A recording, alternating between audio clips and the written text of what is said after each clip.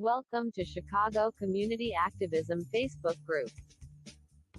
Chicago Community Activism was created in 2014 by Custom Resources NFP to act as a centralized location for Chicagoans to gather information about up-and-coming movements, marches, protests, shed light on community injustices and the people who perpetrate them. Chicago community activism is about calling people to action, and not about discussion beyond organizing a plan. Pointing fingers gets us nowhere, where activism with a plan does. Please post and share events that activate, uplift, and help to create a better Chicago. Share resources, so that we can maximize our efforts. Our collective efforts are great, so let's make the difference. Custom Resources, styled by Diverse City. www.enterthecity.com. Good Saturday morning, everybody. Good morning. Good morning. We are so excited to be back for show number 2. How are you feeling? I am so good. We got a lot of great feedback from our first show. It was an amazing, just amazing. It just felt great. We had a great time with Vanessa. Went to the event last weekend to support her, and it just was a great turnout. How are you feeling today, my dear? I am feeling super excited. I'm so glad to be here to bring you guys more of all the activism that's happening all around the Chicagoland area. We have probably one of my favorite people on the planet here today. She's just really, really dope. I think that one of the things I admire about her is that she's truly living the change that she wants to see in these communities. Yes. And it's a lot for us to talk about what differences we want to be made. And it's a completely different thing to actually be active in making those changes happen. And so I have a treat for you all today because this young lady is absolutely doing just that. She is absolutely the epitome of the change that she wants to see. And so I'm just excited to share with y'all about all the great things she's doing in the community. And you know her too, Elle. She probably I one of your do. favorite people too. She is one of my favorite people. She actually gave me such a great opportunity, such great advice. She is like a sister to me. She's one of the most genuine people that I've ever met. And she's the reason that I met you. So she's the glue that keeps us all together. So I just can't wait for everybody to see who we're talking about. I'll let you say who she is. Yes. So some of you that know me may already know this person. We also co-host my show, We Gonna Talk, but she also co-hosts the Healing Academy. I'm sorry, she's co-founder of the Healing Academy. She is founder of Melanated in America, also known as MIA. And she is doing so many amazing things with her voice, with her activism out in the world. And we are talking about none other than the amazing Natalie Battles Reed. Natalie Battles Reed. Good morning, beautiful. Oh, you muted. Come through. Come through, voice. We need to hear this voice. Come through. Oh, no. You still muted. Let's try this again. Those of you that know, sometimes the internets are not our friends. Yes, bear with us. At least we can see her beautiful face. She's gonna figure it out. Come on now. Spirits of internet work. Let's bring in all the internet vibes to repair this repair and fix it so that we can hear her. We gonna manifest it. It's gonna work. I said it's gonna work. Okay, she gonna try to come up. I think she's gonna redo it. That's all right, because while we're waiting for her to come back on, I'll also talk about some of the amazing things that she has already accomplished. One of them is that she was published in the American Folklore Journal, which is a really big deal. A huge deal. It's a journal that talks about people that are doing magnificent things in the community. I was one of the first people to see when she got her copy in the mail. I was so excited. celebrate her because this is such an amazing thing. When I say she does it all, she's cleaning up trash in our neighborhoods to make sure that our communities are looking amazing. She models, she's an actress, Yes. she's a photographer. Okay, so you saw Yes. her, Natalie B. And as mentioned before, she is the co founder of the Healing Academy, which is an amazing academy that is centering and focusing on healing in our communities through Yes. education, through activism, through supportive services, and through so much more. And so I can't wait to get her on here to just talk about it. These are some of the amazing events that just passed. For those of you that missed it, she had an amazing screening of Creed film screening. Yes, that hurt my feelings. I couldn't go. I Me wanted to go too. so I was like, bad. I could want to go so bad, but you know, hey, Sometimes. sometimes you can't do everything, but Next time, I'm next coming. I time, ain't missing yes. nothing. I missed the Woman King because there was a screening of that also. Yep, I yep. missed it too. But next time, sis, I'm going. Yeah, I'm going. me too. We Who's going coming together. with me? Yes, I'm going. Who's coming with me? Right. She's We got are some going. amazing stuff. Yeah. So we are hoping that Natalie can join us again because I really just want you to hear from her and all the amazing activism. We want this internet to get it together, just so that you can have the opportunity to love her like we love her because Yes. she has absolutely just been such a breath of fresh air. I have only known Natalie for a few years, but I swear it's been a lifetime. That's how I felt too. I literally Oh told my I've goodness. only known her for a year, but when we met and talked, it felt like we had known each other for a long time. And that's genuinely what you want when you make connections with people. Yeah. And she's such a warm spirit. She's whatever you need. She's like, what do you need? I can help you with this. And that's if we all thought that way or all did those things, what an amazing community we could actually make if we all had that same compassion and passion like Yeah. she does. So she is an amazing, and she's a mom to the cutest little guy. Jalea, that's my buddy. Yes, he's such a sweetheart. So I'm just excited to hear everything she has to say, and we're gonna hope that this internet uh, acts right because we need folks to hear what she got going on. Let's see. All right, let's see. Do we manifest it? Manifest it. Come on, take that mute off. Oh no. Full on robot. Right. Well, this is what happens when you go live. Things happen, and Well, we we're have gonna to get this out here we're gonna regardless. get this audio together because the people need to hear. But I guess in the meantime, till she comes back on, we could talk about the event last Saturday with Miss Vanessa Bolden Beaver. Yes. While we try and remedy whatever tech issues we're having to get Natalie with us, we want to give you an update on our last guest that we had here on the show, Vanessa Beaver. And we went to the event for Cycle Breakers, and it was phenomenal. It was.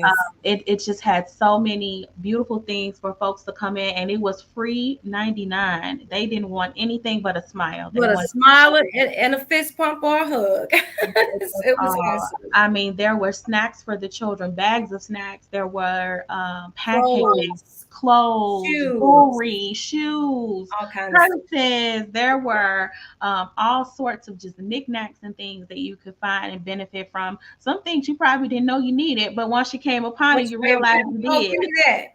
Yeah. We walked away with some clothes and stuff. It was just an It was really amazing good. event. Yeah. And we want you all to continue to follow Vanessa and Cycle Breakers because I am pretty sure there'll be more amazing events to come. And we encourage you all to get out there. This will be a traveling event, from what I have been told. They are trying to hit many communities, not just one. And Right. so, if you are able to show up for any of those events that will be happening in the future, please do. I'm telling you, it'll be worth your time. And if Yeah. you can't show up, share the news with someone else that may Right. need to show up. Share the news with someone else that may benefit from showing up and being there in the space, even if it's just that positive vibe, that positive energy, because Right. that is a gift too. That is something we all need. Absolutely. And it's something that we all need. It's nothing like having someone, smile and say, "Hey, good morning, and how can I help?" It just makes you feel good. So that was one of the things that I truly enjoyed from the moment I walked into their event last weekend was the greeters. I mean, the people were just like, "Hi, how can I help you?" And I'm like, "Oh, I'm here to work," you know. But it was just awesome. It was everything that was the organization that she had with her cycle breaker team. We met some amazing people, Miss Cassandra, and also her what is her partner? I can't think of her name. I think it's Miss Ingra. But they were just so awesome. They had everything in order. There was really nothing much for us to do but be there, support, you know, interview people and ask how they're doing, that type of thing. It was just awesome. And the connections that we made with a lot of those women there and hearing their stories, sharing their stories, we all found that we have so much in common. And it was just a great event. You brought up a really important I point. actually got my book too. I see that. Share that book. Share that book. This book. This book is awesome. It's Embracing the Cycles of Gratitude, a personal 30-day journey. You guys have to get it. Yes, It is awesome. Absolutely. You brought up a really good point while we wait for Natalie to rejoin us. And it was the connections that we made from being in the space. Oftentimes, we underestimate how important it is or what it can do for us in the future if we just show up someplace. You never know whose path you are meant to cross, right? Yes. If I hadn't showed up for some of the events, I wouldn't have met you. I wouldn't have met Natalie. I wouldn't have met all of these amazing people that have absolutely poured into me and has made things just so much better in life at a time where we were all still reeling from the pandemic and the stress of that and how it had altered our universe, our whole entire being.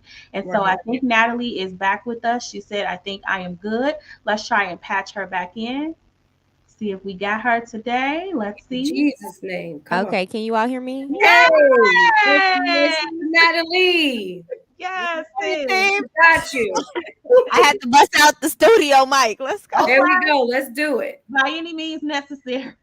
Absolutely. We are here. Good morning, beautiful. Thank you for joining us this morning. Oh, no worries. Thank you for having me. I'm super excited to be here with you guys. Yeah. So you didn't miss us already talking you up. Not that you. Oh no, I heard all of that. Thank you so much. All of that.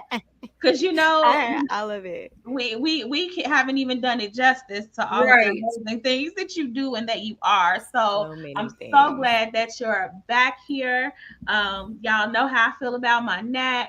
But I want y'all to know why I feel this way about Natalie and why Elle feels this way about Natalie, and anybody else that has orbited into her universe feels like this about Natalie. Yes. So we were just talking about some of the amazing accomplishments that you already had. We brought up the screening that I sadly couldn't be at. I wanted to come so bad. Me too.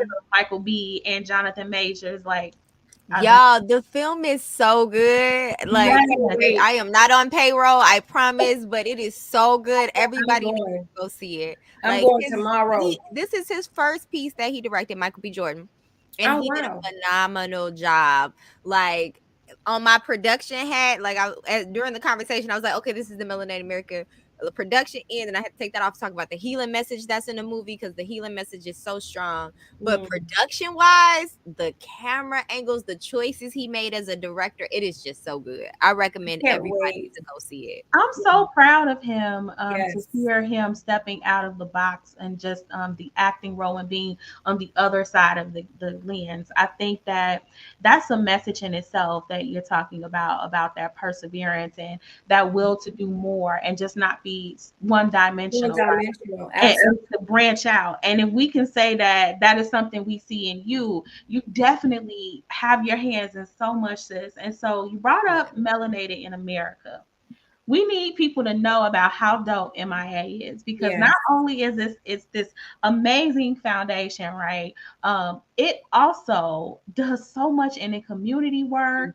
It does so much with centering and focusing on some of the things that are happening in the Black community. Tell us about Melanated in America. And you can follow MIA on Facebook, on Instagram, and all the social media platforms. But tell us more about MIA, sis.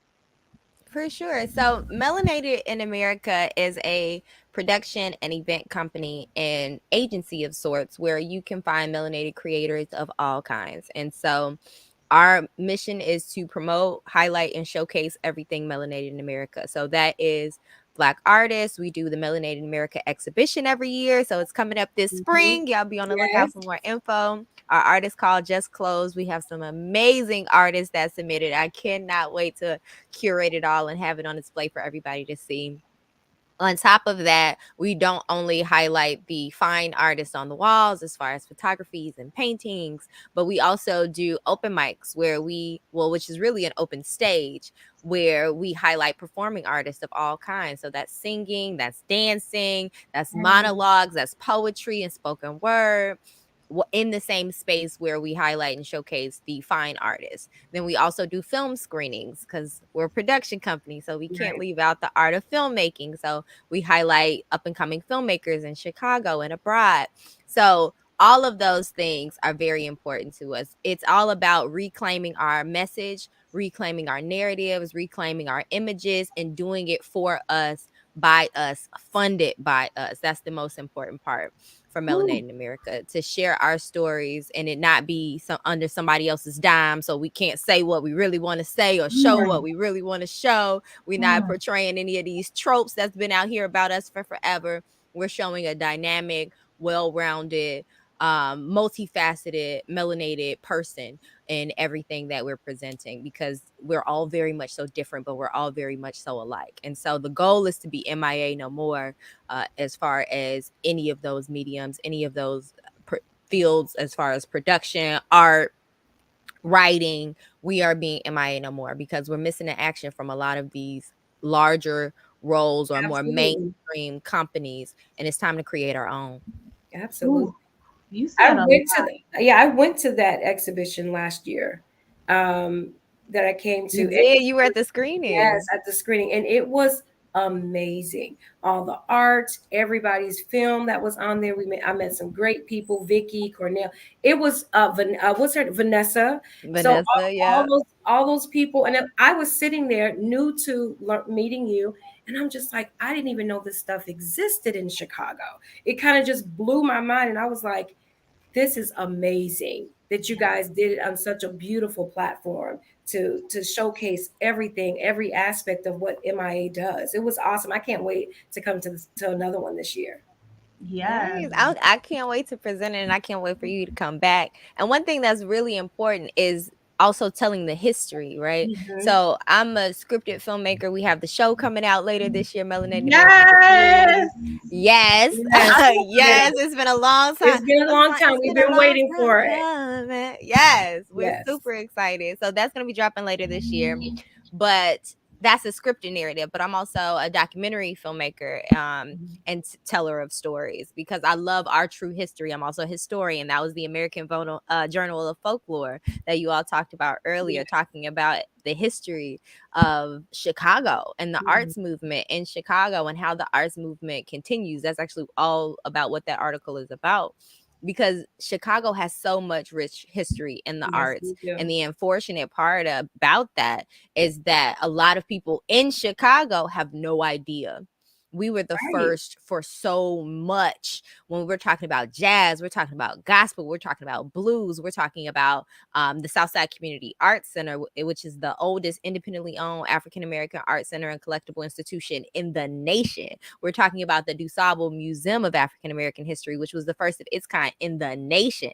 Both started on the same block right across the street from each other by the same woman. Like it all was right here on the south side of Chicago, and we have no idea. You know, first theater companies, Black theater company, dance companies, music groups, like all of it was right here in Chicago. And we have so much rich history as far as melanated people, and we have no idea. And which means we can't tap into that greatness that's literally in our backyard or right next door. Yep. Oh, Sante, you're muted. Oh, Sante, you're muted. I sure am. That was a loud call. And I was like, I cannot let this interfere with this message. I was just saying, first, I want to say thank you for taking the space and doing this and making the space for folks that otherwise would be missing in action. And not because they don't want to be in the spotlight, but because people often like X them out. They're often pushed out of the spotlight. So thank you for making those pathways for so many undiscovered, dope and amazing producers that we'll see in the future, directors, other Michael B. Jordans that are actors, right, and switching it around to also direct.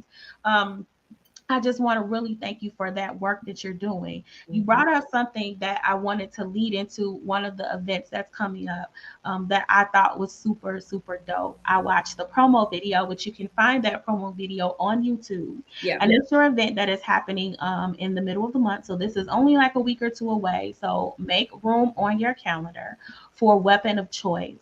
Now, might I first say how I love the connection between it being a weapon of choice, but also using this in so many ways to just really get your voice out there, to really be expressive. Can you tell everybody about this amazing event that is coming from March 14th through the 30th? So it's not just one day, from what I understand. There are a few days for you to do. It's like a whole workshop of showing you how to empower your phone. Empower your phone, y'all, which we know our phones have done some amazing things over the past couple of years and getting us justice, but how we can use this in other ways where we're not harming each other but helping one another. So talk about Weapon of Choice. For sure. So Weapon of Choice is a smartphone filmmaking workshop, which is free 99. Okay. And we love free. Ain't no excuses now. Right. No, I was about to say, there's no excuses, no money necessary. No excuses. Free 99. Okay. This is so important to me because we were actually talking on one of the shows I host with the Healing Academy yesterday with the amazing Dorian Sylvain, an artist. And we were talking about the importance of art and culture and how things impact people when they see the visuals, right? And so we were talking about literacy is the main point of the conversation, but it moved into how art is a form of literacy because it teaches, it educates, it inspires visually. And so we mentioned George Floyd, but we started with Emmett Till and how the images of Emmett Till shifted the world. It shook the world because people were writing about lynchings and killings, and it was in all of our Black newspapers, and you know, they were covering that. It was being written, it was being talked about, people knew it was happening, but it wasn't the shock value. It just became a thing that was happening that was unfortunate to Black people. But when people saw those pictures of Emmett Till in the casket, when they went to the funeral and saw his body there visually, that shook the world. And the uproar occurred because this was unheard of. It was unconscionable. It was ridiculous. It was so many words, right? It was so many things, but people felt it when they saw it. And I know for Miss Till, it had to be a hard decision to make, but it was such an impactful decision to make. And in the midst of your grief, to be able to make that decision to say, no, the world needs to see what they did to this child, my child, it changed the world. Also with George Floyd, it was a young girl, teenager, with her cell phone that stood there the entire time to record on her cell phone, and it moved the world. People were protesting all over the world off of footage from a teenager's video. And she, in that moment, instinctively knew that she had to stand there and record this, because too many times the story had been told after the fact and was shifted by the police officers. They had footage and they were still lying. You know what I'm saying? Too many times things have been planted after the fact. Too many times the narrative have been shifted, right? But she knew she had to record that moment. And that one young lady standing there recording that moment on her cell phone shifted the world. Protests for months, for years, for a year. It was like a solid year straight. People were protesting all over the world off of one young lady's footage that she did on her smartphone. And so how impactful can it be if we teach, and this particular workshop is for 19 to 25-year-olds, right? Young adults. How impactful can it be, will it be, to teach that demographic of young people a skill? Because it's not point and shoot. You can actually, through this workshop, learn the skills of filmmaking on your cell phone, which you have with you 24/7 to document our stories, right? To document our truths, right? to document the injustices that's going on in our communities that nobody sees or wants to talk about. We can show footage of that, and not only just again pointing and shooting and getting it, but having the craft, the skill set to do it and tell that story fully, from editing to lighting to sound. We're going to teach it all, and how you can tell that story the best way possible with something that we all have, which is that cell phone. Yeah. Can I add something really important to when you were talking about the power of knowing how to utilize your cell phone or your smartphone in this way? Not just to document our pain, but to document the beauty of what we really are.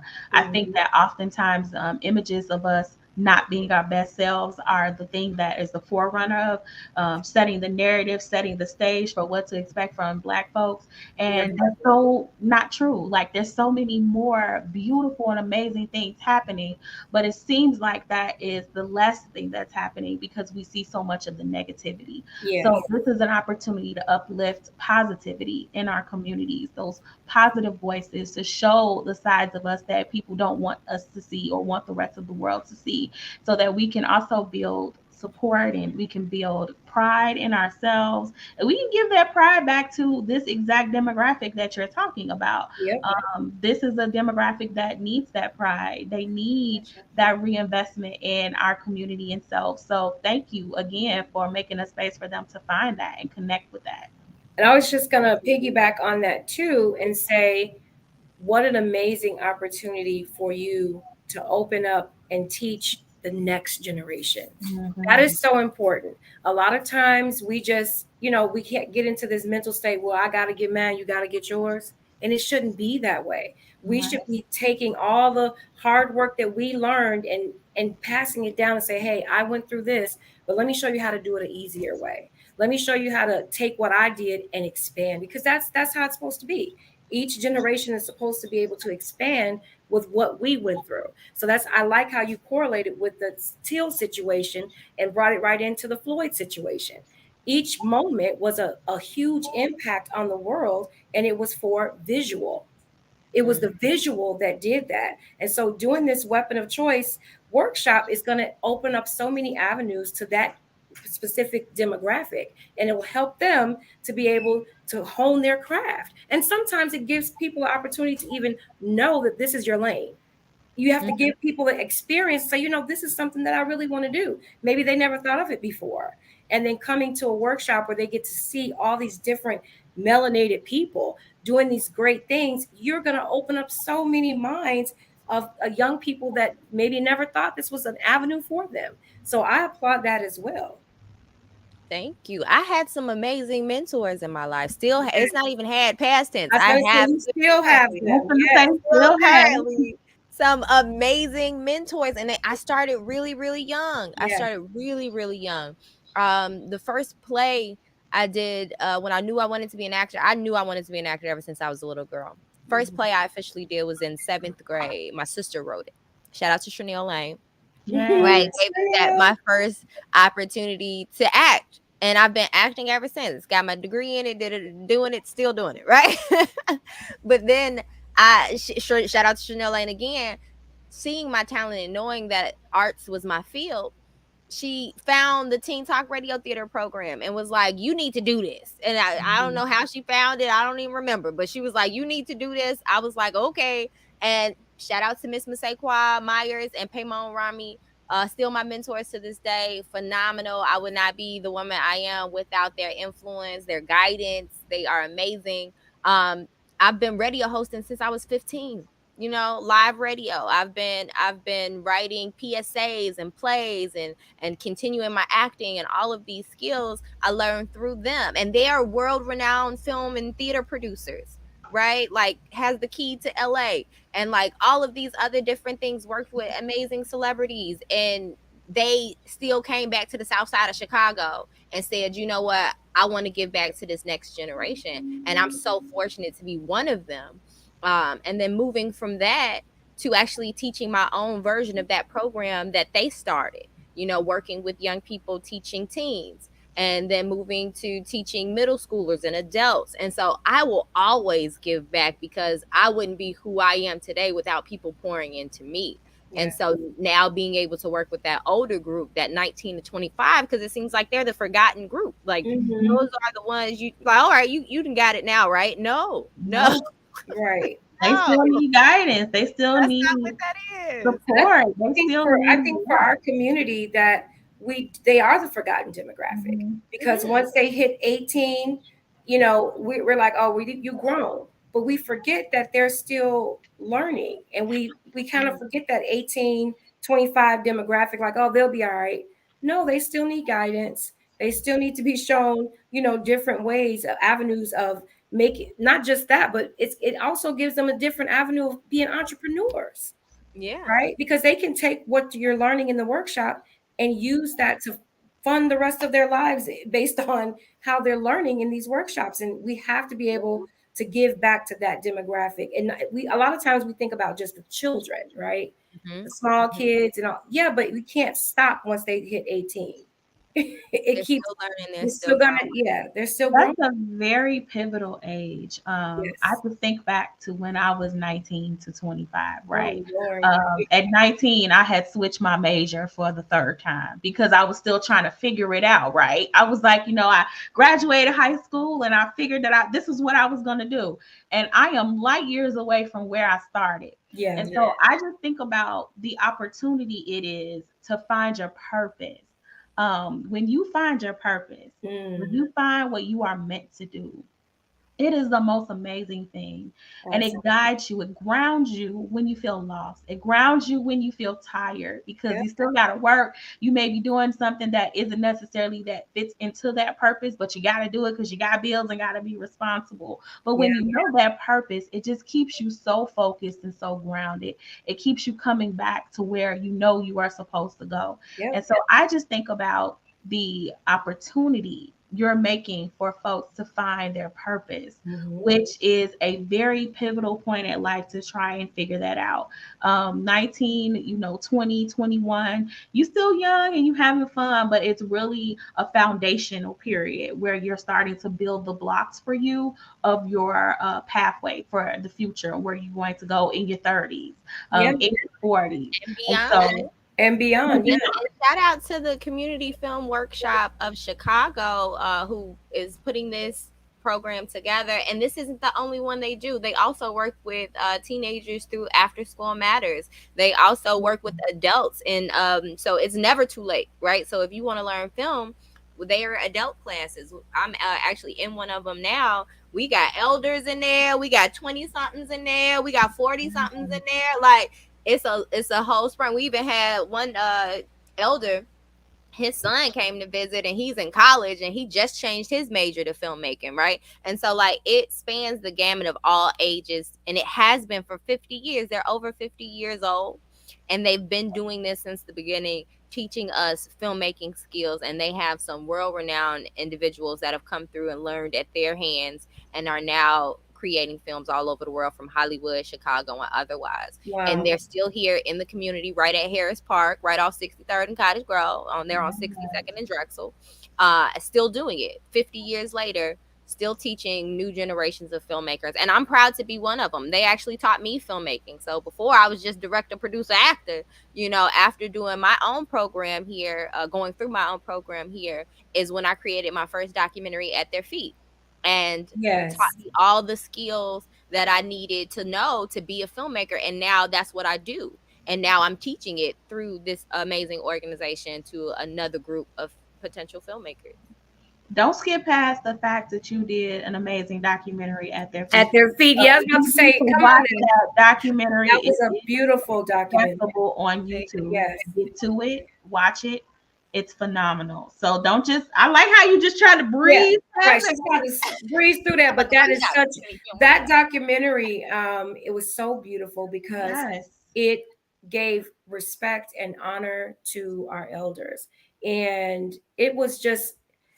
You got to talk about it just a little bit so people can know what that documentary. I wanted to say before she goes into it, not just the respect and homage to them, but I think that a lot of us, the newer generations, have gotten away from being at their feet and listening to those Absolutely. stories.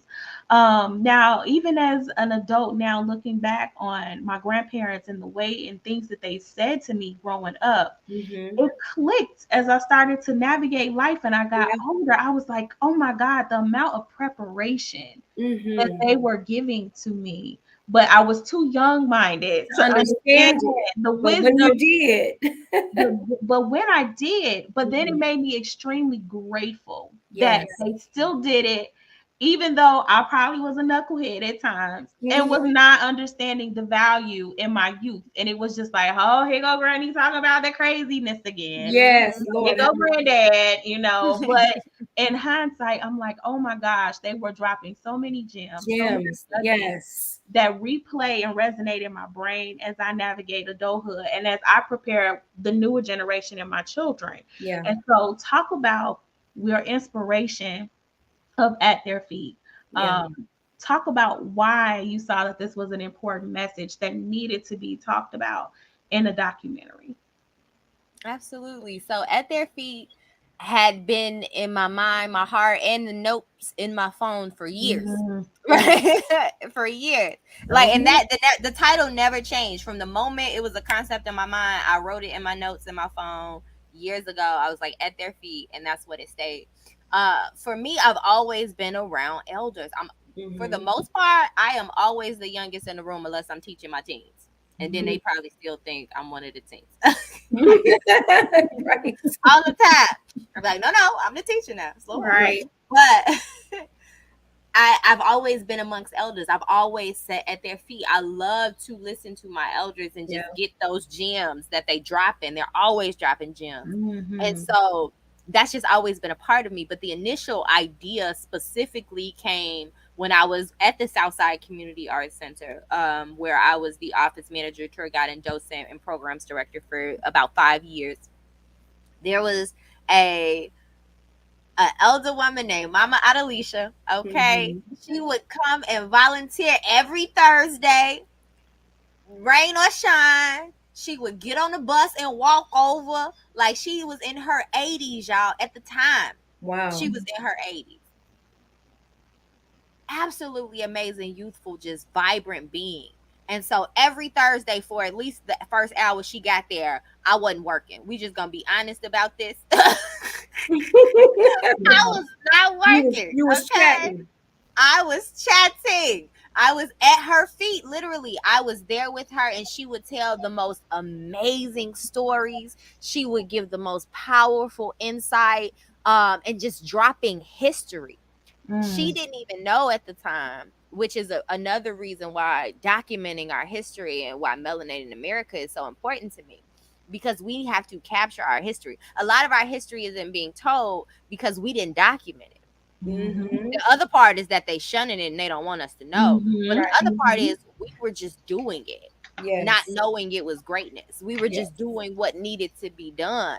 Right. And so for her, she was like the first African American woman to open an art gallery in her home. She didn't even know that's what she was doing. She just had a lot of art friends. She put the art on the wall. She invited people in to see it. She didn't even know. She literally had just found out maybe a couple years before we were talking about it. And again, she was in her 80s that she was the first woman to do this. She worked with Diane Nash to open the first open, owned, and ran African American school in Chicago, right? Sitting at her feet, getting that information. And that was so impactful to me because through the Healing Academy, that's what we're trying to do. We're trying to open these schools for these young people, open these community centers. And so I would just sit and soak up all the gems, all the information. She would tell me her family history. She was an open book.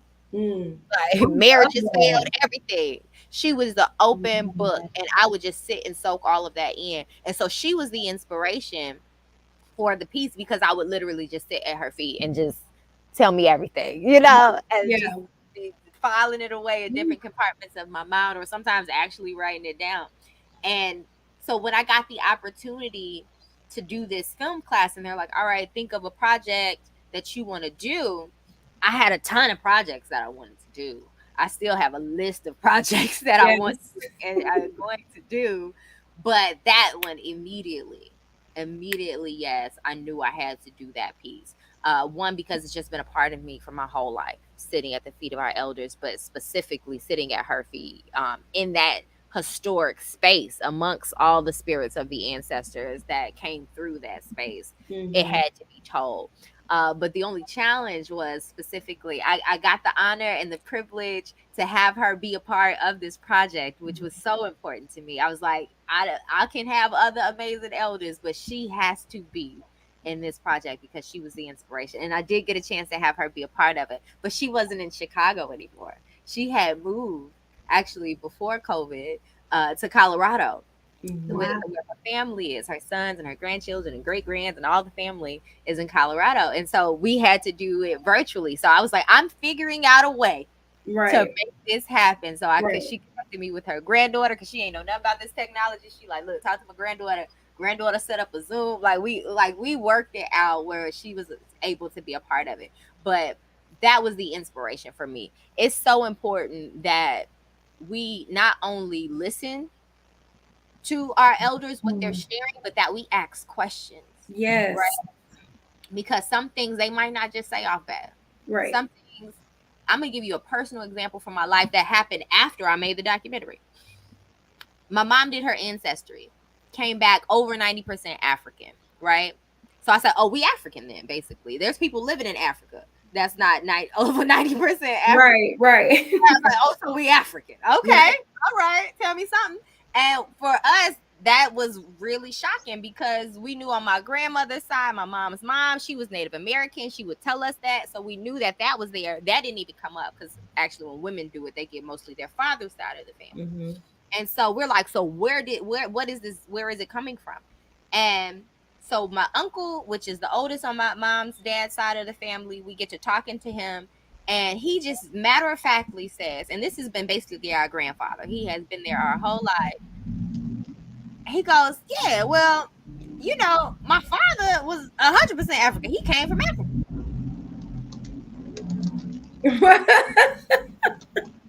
Sir, how are we supposed to know this? Right. Yeah. Like, you're probably the last person alive that knows this information. How are we just supposed to magically get it from the ethers if you never told us?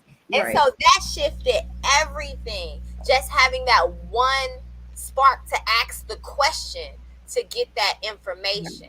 And I'm so glad we do. That's actually a documentary project I want to work on in the future, actually doing the research and finding our family, because that's my mom's grandfather, which means that's my great grandfather, which means that isn't even that far down the line. I met my great grandmother on my mom's side. You know what I'm saying? That's not too far removed. Her great grandmother, which was my great great grandmother. We met these people. You know what I'm saying? So that's not too far. That means we have a whole family in Africa somewhere that we don't even know.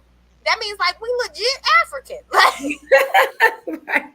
It's mind shifting. But just those simple things of sitting and asking the questions to get the information. Because our elders, one young lady, Essence McDowell, because we didn't just talk to the elders. It was very important for me not to just talk to the elders, but to talk to the young people impacted by them. Right.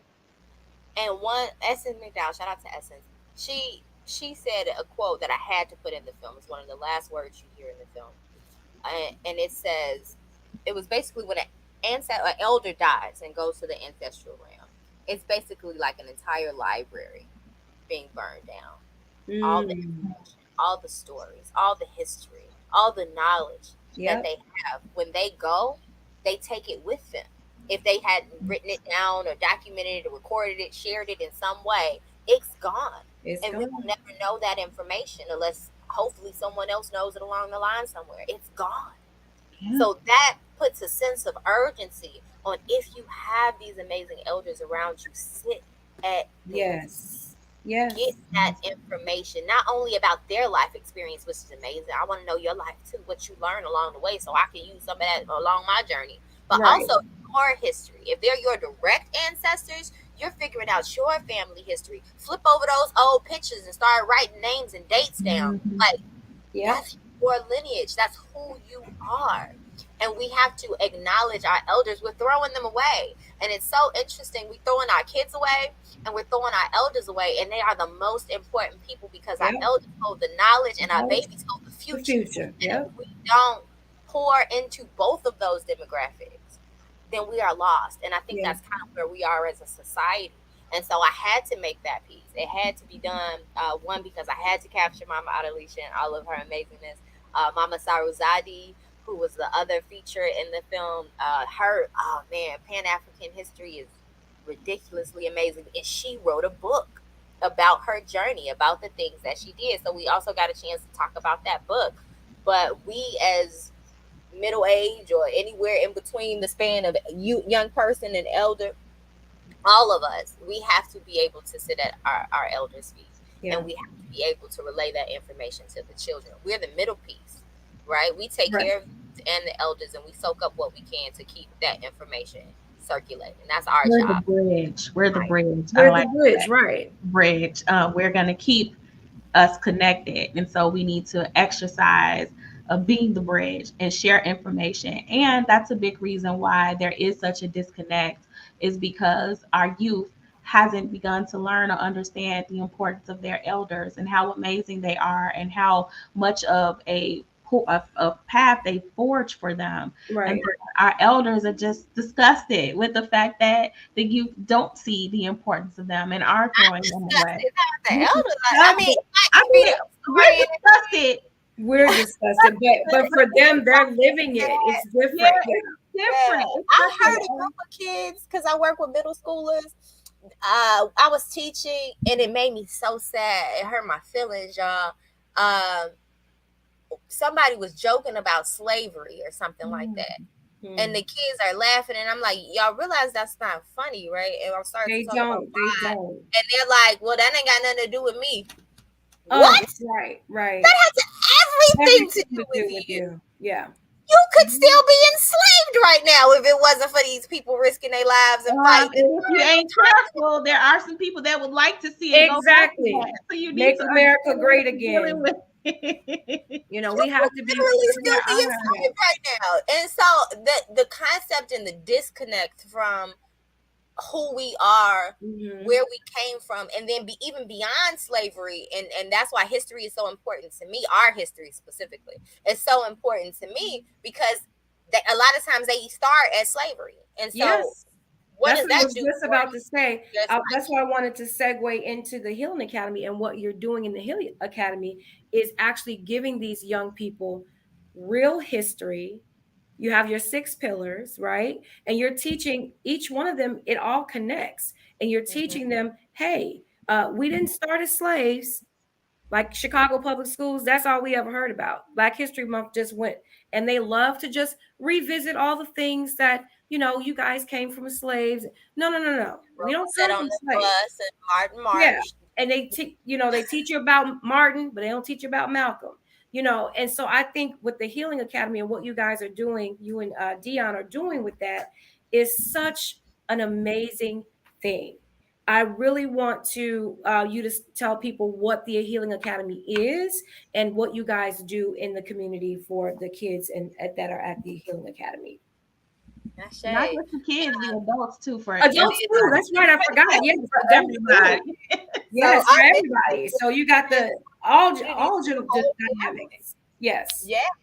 And so again, our overall goals is to create community centers in schools, pre-K through 12th grade, one day maybe university too, to truly educate our people and to re-educate our people. So for our young people, it's the classes, after school programs, workshops that we do to really teach them, again, our pillars, which I feel like is the formula for success, because the opposite of our pillars are the root of all evil, right? So we have social emotional learning. Our feelings and the lack of understanding them and being able to work through them and express them properly is literally why everything's going crazy in the world. Yes. Right? So we have to teach not only our children, but our adults that are raising our children what these emotions are. What are our triggers? Why do we feel this way? Track the trauma. Like, we have to do these things, and that's why it's called the Healing Academy. We got to do these things to be able to truly move forward and create the world that we want to live in. Right. Yes. So social emotional learning is one. History. We were just talking about that. Huge point for me. When we were creating, I'm like, history. Yeah. History. That no, make that right. That history. It had to be there because on top of the social emotional learning piece, the lack of our true history is actually causing a lot of the ailments when we talk about mental health and social emotional learning and the lack thereof, because we don't know who we are, and we're allowing other people to tell us who we are, which causes these disconnects to our truth, and it's causing the acting out which we are seeing in our communities, right? Because they know our history, right? They, air quotes, whomever they may be, right? Whoever they But are. they know our history. They study it. They are rating the pyramids and the tombs, and they've done the research, and then they keep it from us. If our children and our adults, if we all truly understood that we are the creators of everything, astronomy, mathematics, medicine is literally the thing. Some of the things we still use today are still on those walls in the pyramids. They're digging them up on tablets. That we had the first universities and schools, the first plumbing systems, the first infrastructures of society, all of the things that the cultures that they glorify, like the Greek and Roman cultures, oh my God, they learned from us at the universities and then went back to their spot, but they're the ones getting highlighted, and they leave out the fact that they learned from us. If you can make a person feel like they are subpar, unworthy, or less than from the time that they are born, that's all you tell them, then they'll believe you, and they will not reach the potential that they can reach because they don't even know it's an option. If I start your life off telling you that you come from astronomers, mathematicians, you come from doctors, you come from lawyers, you come from politicians, all of that was happening in Africa, right? You come from warriors, because I mean the kings and queens is cool because we were some of them too, but everybody wasn't kings and queens, right? So I don't even want to start saying, we come from kings and queens. We absolutely do. But some of us come from Africa. Some of us come from spiritualism. Some of us come. It's a long list of things that we are. And if you knew that from the beginning, then you know that you can be that too. Right. But if all you hear is that you were slaves and then you was a criminal, and then you are placed in society in an environment where all you see are criminals, right? Then you just you like, well, I guess that's all I'm gonna be. Exactly. This and is so that's intentional stuff, but I want to make note of the time because I want to get to this Healing Academy calendar. I want folks to know what the Healing Academy has coming up this year. I want folks to be looking out for the Healing Academy's events that are coming. One is my personal favorite, the gala, which I had the opportunity of going to last year as an honoree, and I had a ball, and it was so exciting, y'all. I mean, there was a whole art bidding war, and this piece was so beautiful. Oh my gosh, it was so beautiful. I know a lot of us had our eyes on this particular art, and it was a whole bidding war where it was going back paddle for paddle. We was like, wait, it's so fun. It was so fun. I mean, the food was amazing, catered by Purple Ribbon Chef. I mean, the music, which is her beautiful sister, Miss Carlisa. Yes, and it was just such an amazing event. I am looking forward to going this year. I am hoping to bring my daughter at least this year, so that she can just bask in the amazingness. So save the date. The Healing Gala is October 14th of this year. Phenomenal. So when tickets go on sale, be looking out for tickets that. Are already on sale. Tickets have been on sale since last year. Oh wow! So we not playing with y'all no more. We giving y'all all year to save your coins, get your outfit together, and get them tickets. Actually, right now we have the early bird sale. So if you get the tickets, it's not full price of $100. It's actually only $75. So if you get your tickets early, it's only $75. But early bird tickets right at our anniversary event, which is in May. We'll be 4 years old this year. Oh, And then we'll go to 4 Yes, y'all. So be looking out for info for the anniversary event. They also have an amazing anniversary event every single year. And so there will be more details to follow. And we want you to also look out for all of the other Healing Academy events that are coming up. We're going to post that calendar also that you can take a look at that. And we'll be resharing it across the community activism pages also, so you can have a better look at it. They also they were the producers of the Creed film screening that was just this Thursday that we all crying about that we missed. They have something amazing coming up on the 12th, the Feeling of Art. They have the Bots and Tots coming up.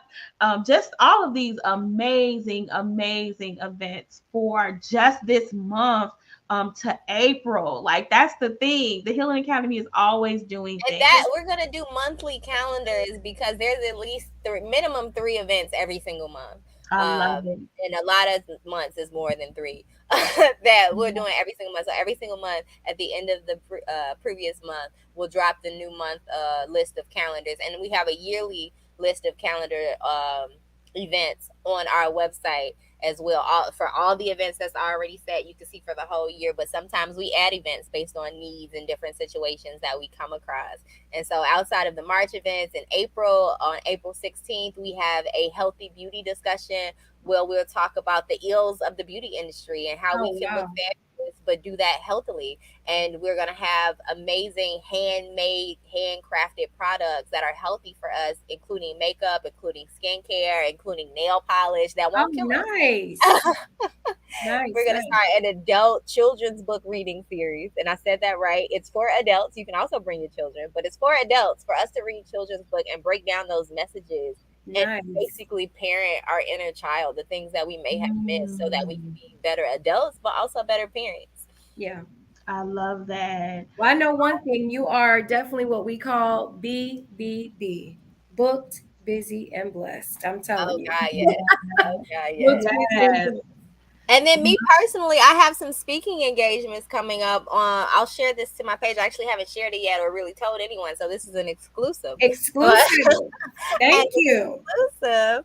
But I will actually be a speaker at a women's conference coming up this month on March 17th, Friday, March 17th, at 11 a.m. I will be speaking at a Women's Day conference. It's a whole weekend conference, but that Friday I'll be speaking on health and wellness. So I'll be talking about mental health, spiritual health, and physical health. Congratulations. Thank you. Yes, I'll be so proud. I mean, I just be looking at her just like, I'm just so I know.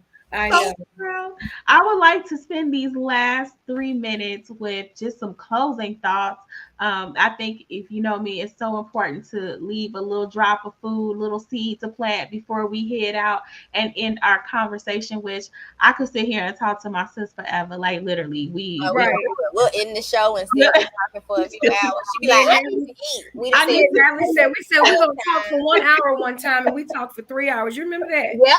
It was 3 o'clock in the morning. I'm like, our interview was probably like 5 hours for the. It was. I mean, because when you just in good company, it's just it's food for the soul. But before we go, please drop a last jewel for today, because she's gonna be dropping jewels every day from here on out.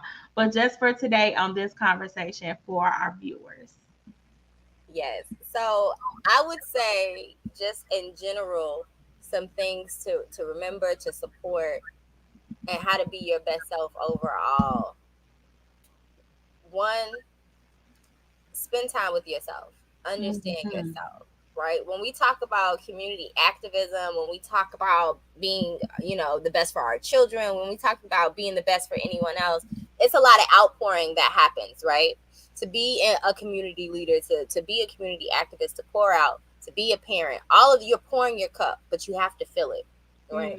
And so that's something that I'm personally working with. My sisters know this. Like, Yeah, we're all in the same boat. We all there together, right? Yeah. It's something that we have. Somebody tells you that all the time, though. Yeah. I tell myself, does it happen right away? I say we're working on it.